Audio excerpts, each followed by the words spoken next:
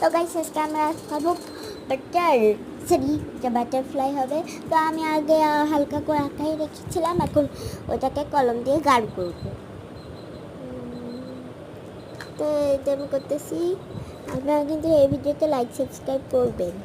তো আমার প্রায় আমি এটা করে এখন বন্ধ করতেছি, করে আবার দেখবেন পুরাটা হয়ে গেছে। তো দেখেন আমারটা কিন্তু আরেকটু বাকি আছে, আরেকটু করলে সুন্দর শেষ হয়ে যাবে। তো আরেকটু করতেছি। তো আমি একটু আগে বললাম যে আপনার ভিডিওতে লাইক সাবস্ক্রাইব করবেন না, করতেই হবে কিন্তু লাইক সাবস্ক্রাইব, বেশি বেশি লাইক সাবস্ক্রাইব করবেন। সাবস্ক্রাইব আপনারা কেন আমার ভিডিওতে লাইক সাবস্ক্রাইব করেন না, এটা আমি বুঝি না। তো এখন আমি কালার করার সময় হয়ে গেছে, কারণ আমি কালার করতেছি। আমি এদিকে জল রং ছাড়াই করতেছি, একটা মমের রং আর পেন্সিল রং দিয়ে করতেছি। তা দেখেন আমার প্রজাপতির শরীরটা হয়ে গেছে। এখন প্রজাপতির ডানাগুলোতে কালার করতে হবে।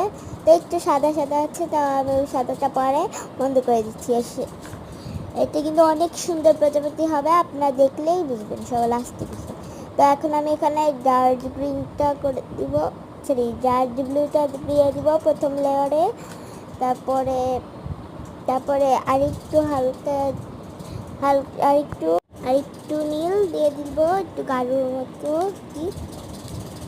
তারপর এখন আমি এখন দিব স্কাই ব্লু কালার।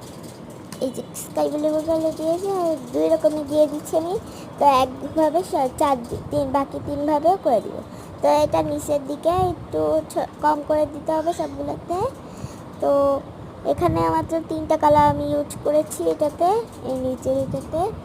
আপনারা আরেকটা যে কোনো কালারই বাটারফ্লাই আঁকাতে পারেন। তখন আমি একটু সাদা রং দিয়ে সবগুলোতে একটু ঘষে দিয়েছিলাম, কিন্তু দেখানো হয়নি। তো এখন আমি কালো রং দিয়ে করে ফেলবো। তো কিন্তু আমার বাটারফ্লাই এখনো কিন্তু শেষ প্রান্তে। তো শেষ হয়ে